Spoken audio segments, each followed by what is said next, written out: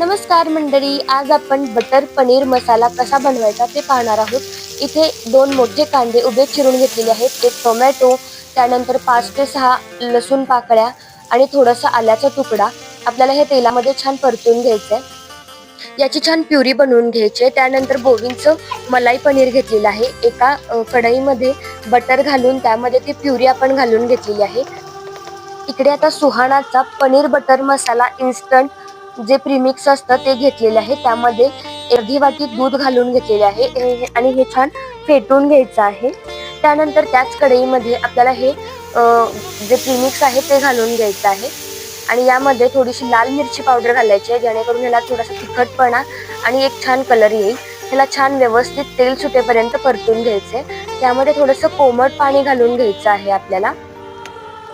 आता यामध्ये चवीनुसार मीठ घालून याला थोडीशी उकळी काढून घ्यायची।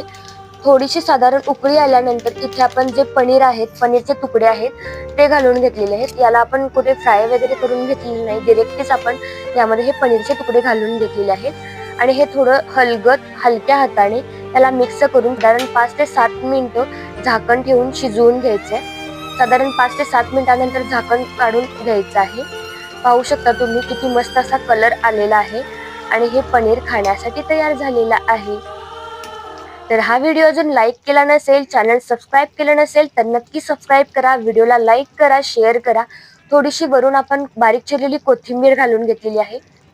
तर हा पनीर बटर मसाला तुम्ही चपाती किंवा नान सोबत खाऊ शकता। तर रेसिपी कशी वाटली हे कमेंटमध्ये मला सांगण्यास अजिबात विसरू नका। थँक्यू।